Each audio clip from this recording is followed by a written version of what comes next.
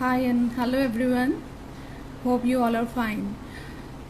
पीछे 14th and 15th अगस्त में mask जलाओ अभियान डॉक्टर तरुण कोठारी जी, डॉक्टर विष्णु राय चौधरी जी के कहने पर भारतवर्ष में हुआ था एवं मास्क जलाए गए थे। और उसी में एक वीडियो भी बहुत वायरल हुआ था मुंबई के यूथ्स का, जिसका कि न्यूज़ चैनल्स में भी उसकी बहुत मजाक उड़ाई गई। और एक MBBS डॉक्टर जो कॉमेडी कुछ रन करते हैं, I don't remember his name, उन्होंने इवन डॉक्टर तरुण कोठारी जो खुद MBBS MD हैं, उनके भी बहुत मजाक उड़ाई थी। आज अचानक पता नहीं क्यों मेरे दिमाग में कैसे ये ख्याल आया, मैं एक छोटा सा एक्सपेरिमेंट करना चाहती हूँ। बच्चों का एक्सपेरिमेंट है। मैं वेंटिलेशन, परफ्यूजन ऑफ लंग्स क्या होता है, उसकी फिजियोलॉजी क्या होती है, कैसे डिफ्यूजन ऑफ एयर, कैसे वो ब्लड pH मेंटेन करता है, मैं उन सब पर नहीं जाऊंगी।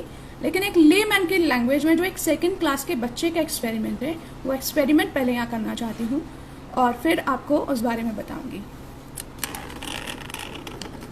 ये मैंने एक बीकर लिया है एंड ये एक दिया है, if you are able to see it.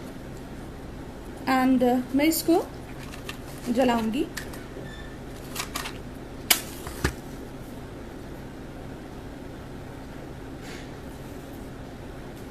ये इस दिए को मैंने जला लिया।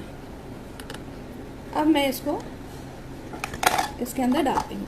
अब ये एक्सपेरिमेंट सबने देखा है कि क्योंकि ये ऑक्सीजन कंज्यूम करता है और यदि हम इसको ऊपर से ढक देंगे तो डिफ्यूजन ऑफ एयर बंद हो जाएगा, एयर का वेंटिलेशन, तो ये कुछ देर बाद बुझ जाएगा। मैं इसको ऊपर रखती हूँ।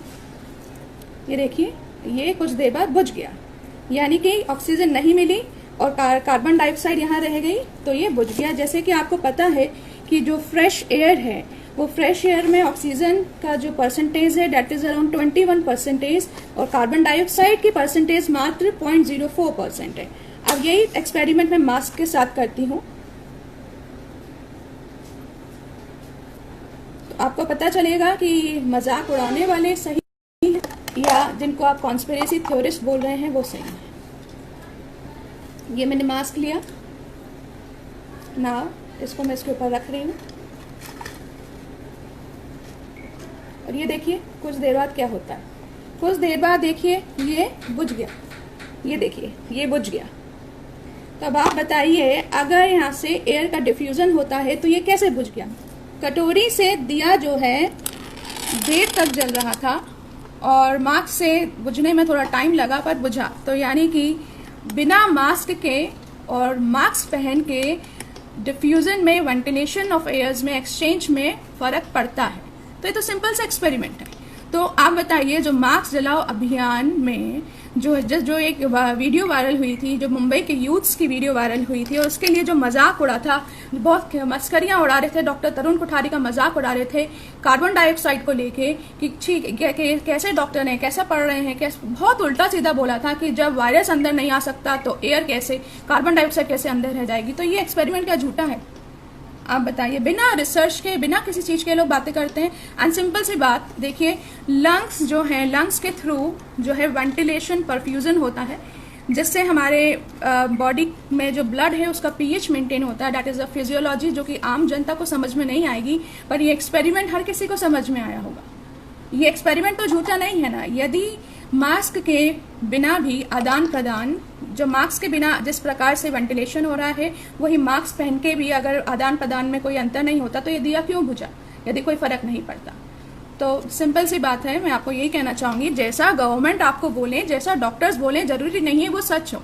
और जो कुछ चंद MBBS डॉक्टर्स इंडिया में, इवन इंडिया के बाहर भी आपको बता रहे हैं, उनकी बातों पे आपको भरोसा या विश्वास नहीं है, ये गलत बात है। वो लोग अपनी डिग्री को जोखिम में डाल के उनको सेंसर किया जा रहा है बाहर, लेकिन और तब भी वो आप तक ट्रुथ पहुंचा रहे हैं, लेकिन आप उनकी बात नहीं सुन रहे हैं, आपसे गवर्नमेंट की बात पे बिलीव कर रहे हैं। बट ये एक्सपेरिमेंट मेरे ख्याल से सेकेंड क्लास के बच्चों के साइंस में ये एक्सपेरिमेंट पढ़ाया जाता है ऑक्सीजन और कार्बन डाइऑक्साइड का, और जो एक बॉल को ऊपर रखने की वजह से दिया बुझ गया। सिमिलरली बेशक इसमें टाइम ज्यादा लगा पर ये मास्क को रखने में भी बुझा। और सिंपल सी बात है, मैं दोबारा बता दूं आप लोगों को, जो फ्रेश एयर होती है जिसको हम इनहेल करते हैं, उसमें कार्बन डाइऑक्साइड की मात्रा मात्र 0.04% होती है और ऑक्सीजन 21% होता है।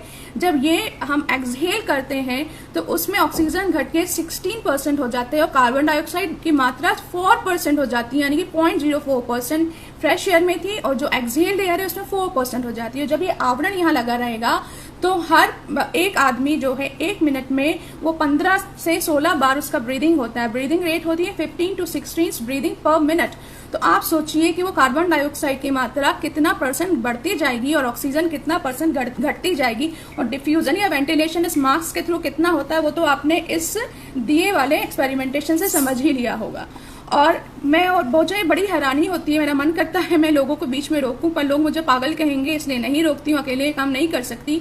मैं मॉर्निंग वॉक पे जाती हूँ तो मैं देखती हूँ हल्द्वानी जैसे शहर में पहले तो इतना मास्क वगैरह का प्रचलन नहीं था, साइकिलिंग करते हुए छोटे छोटे बच्चे सुबह मास्क लगा के साइकिलिंग कर रहे होते हैं, वॉक करते वक्त जो है मास्क लगाया होता है, एक्सरसाइज करते वक्त तो यू डोंट नो आपका जो ब्रीदिंग रेट होता है वो 40 to 50 ब्रीदिंग्स पर मिनट होता है, जो कि normally at rest 15 to 16 breathing पर मिनट होता है। और उस टाइम पे आपका ऑक्सीजन कंजप्शन ज्यादा होता है और कार्बन डाइऑक्साइड आप ज्यादा मात्रा में एक्सहेल करते हैं, तो that is really very dangerous. तो मैं यही कहूंगी इस एक्सपेरिमेंट को दोबारा देखिए और समझिए, लॉजिक लगाइए, अपना दिमाग यूज कीजिए। कोरोना वायरस 1930 से स्टडीज में है, क्या ये नया म्यूटेट करना शुरू किया है, लेकिन आप लोगों को ये आंकड़े नए बताने शुरू किए हैं, ये टेस्ट नया आया है, इसीलिए ये इतना बवाल मचा हुआ है। और इसके लिए कोई ट्रीटमेंट नहीं है, आप WHO की साइट पर जाके देखिए, आपको पता चलेगा इसका कोई क्योर नहीं है। What they are giving off label drugs.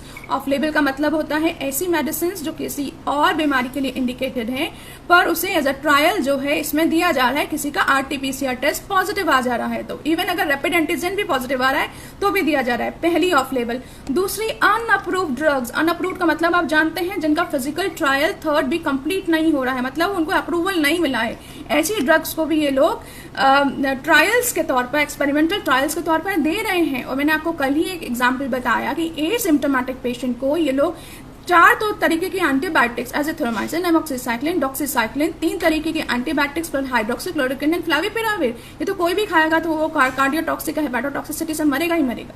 और मेरी कितने लोगों से बात होती है, हॉस्पिटल में जाते ही मतलब अच्छे खासे यंग एंड हेल्दी लोग मर जाते हैं।